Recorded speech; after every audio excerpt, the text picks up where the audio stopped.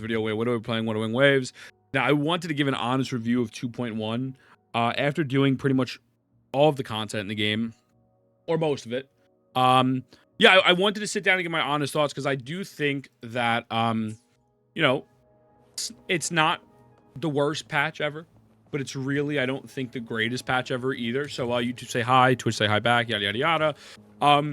I want to start off with all of the positives because I think that's the way to do it. You put the game over, and then after that, you bury it afterwards, right? So, looking at all the positives, I will say this racing event is absolutely fun. Very short, very, very short, and we don't have all the maps out yet, but I can easily see this being just absolutely so silly, sitting in VC with Chad and with friends, and this is just a cool addition. Like, there's nothing negative about this. It's cool.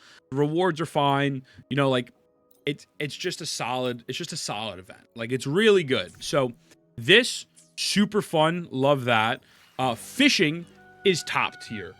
I cannot express this enough.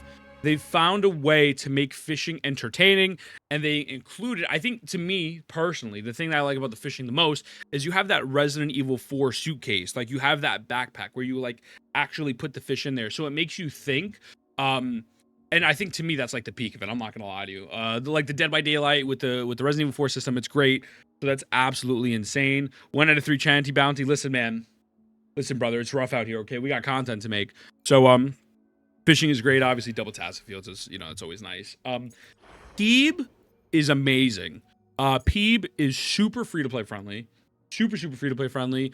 She works very well with Spectral Rover. And, yeah, you do have choices for her as a free-to-play for weapons, especially being the event weapon, which, I mean, I don't know if I'm going to grind out the fishing all the way, personally. I don't think I really have time for it to get it, and I'm a whale, so it is what it is. But Peeb is absolutely dope. These banners are pretty mid, though. Lumi, Chixia, Alto, these banners suck. These banners suck. But Peeb is great. And yeah, man, I will say, the story stuff. I personally, I'm just going to be honest with you, the story really isn't my biggest thing. I really kind of only mainly care about the main story. And that adding new areas and new side quests that are supposed to be good, I mean, I don't see a problem with it. You know, I will not say anything negative about them adding more areas for people to explore, especially because of the fact that the exploration is free, right? They don't lock it behind paywalls like Genshin. So story, I really can't speak on. That's the part I didn't really pay attention to when I was doing it. And the new areas, they look cool from what I've seen. I watched people play it. By the way, thank you for the follow, brother. I appreciate you. My alerts are off while I'm recording. And Haruna, good morning, Stinkies. But yeah, I'm like, other than that, I think it's really good. Now I'm going to get to the negatives. Now, very clear, obviously. I got one guide. I exaggerated on Brant because people were in chat being annoying. It is what it is, right? Just want to throw that out there. We'll touch on Brant in a moment. So the negatives.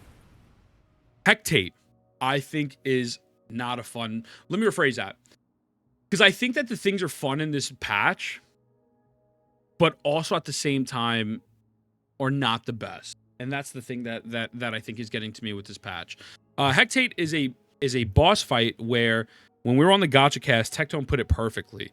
In Dark Souls, you were able to see all maneuvers in the fight and actually not have to fight this homie more than once to actually see the moveset, see the patterns, and see the rhythms, and get comfortable with it. In Hectate, that's really not the case. There's tons of off-screen mechanics. There's random moves that come out hours after you're fighting him.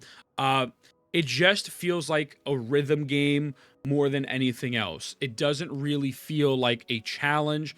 Also buggy as hell. The whip parries, I think, have to be the most annoying thing ever.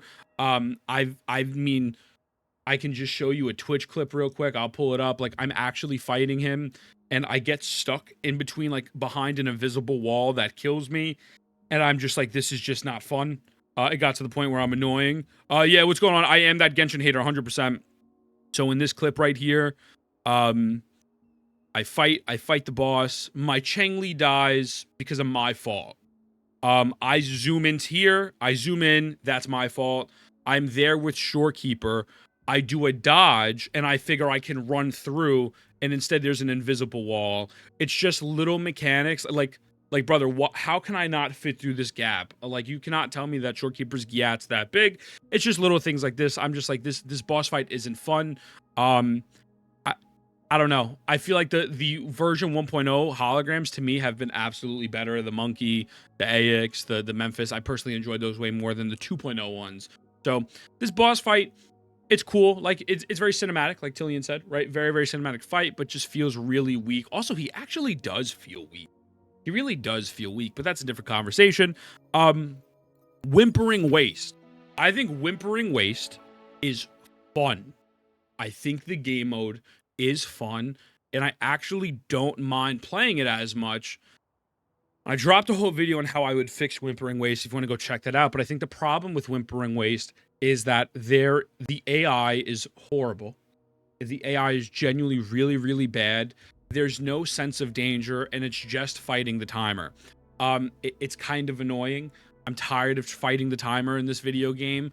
And when the AI just actively stands there and it takes away some of the main mechanics of dodging and parrying, or again, a sense of danger, it just feels really whack, right? So I think this game mode absolutely has potential, and I don't think that having a game mode for AoE characters is bad, but I do think they need to make things a lot better. I also think the arena is way too big. Nando, for real, they just walk slowly out of range. Sometimes they just walk away. If my Camilla spin to win is not covering about 80 to 85% of the arena, I think that's a massive issue, right? So they specifically made it big so they could run away, and it's just like, that's artificial difficulty. It's like, it's not difficult because you're in danger. It's not difficult because you have to dodge, you have to parry. Difficult because you're on a timer and the AI is running away from you, and some of them can't even be brought closer to you because they're like an elite, right? So, and then the tokens.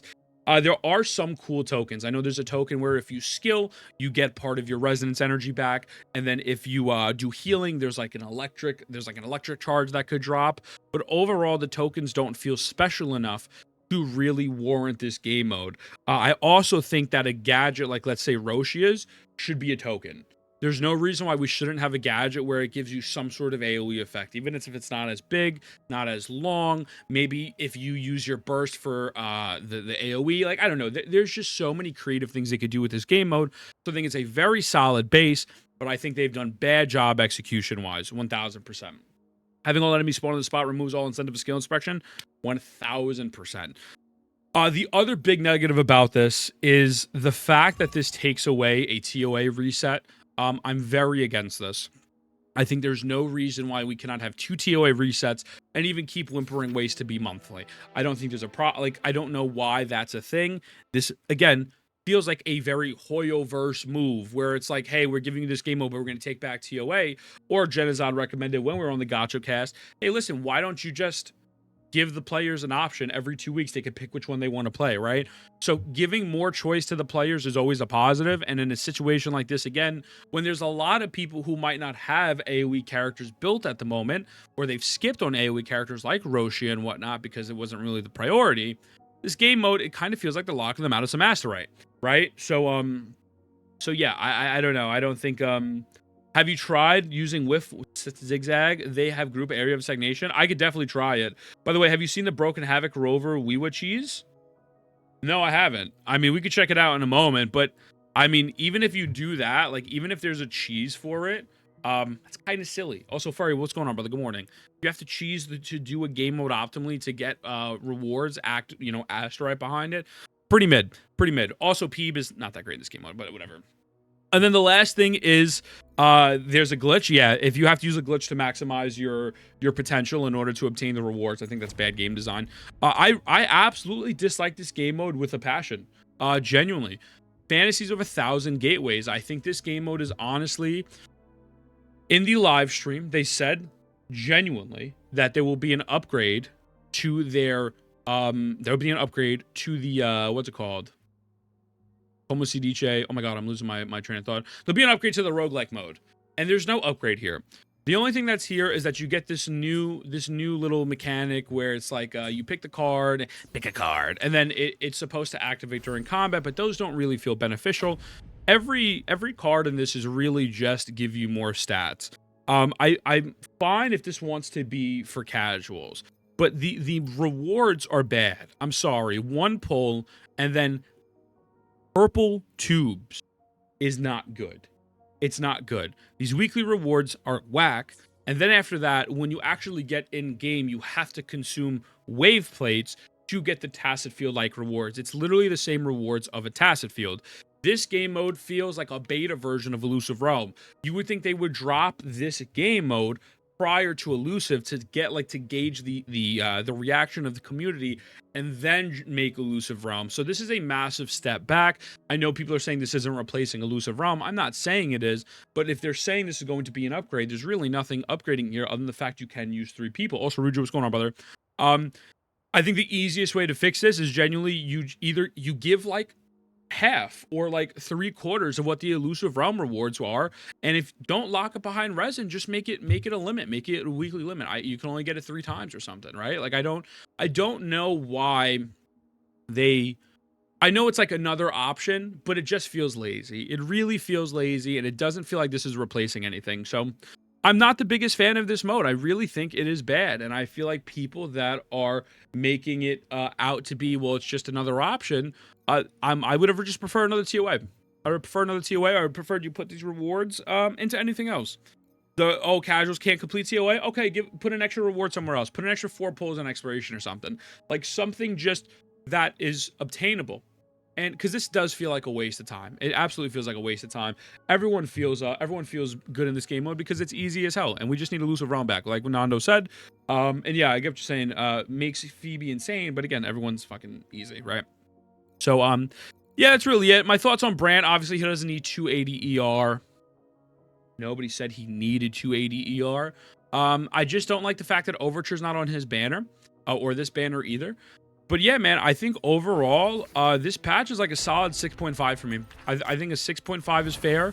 I think going from the high of 2.0 being quite possibly the best patch in gacha gaming to something like this, this patch to me screams we have a very decent baseline, but it needs a ton of work. A ton of work. And I think Whimpering Wastes can absolutely excel. I think TOA could obviously be better. I think they could fix these holograms with better designs. But yeah, the fishing was great. But those are my thoughts. I think 6.5 is fair. And yeah, I mean, we'll see what happens. At the end of the day, we got to roll for Fish Mommy. So I love you. Mwah. I'll see you in the next one.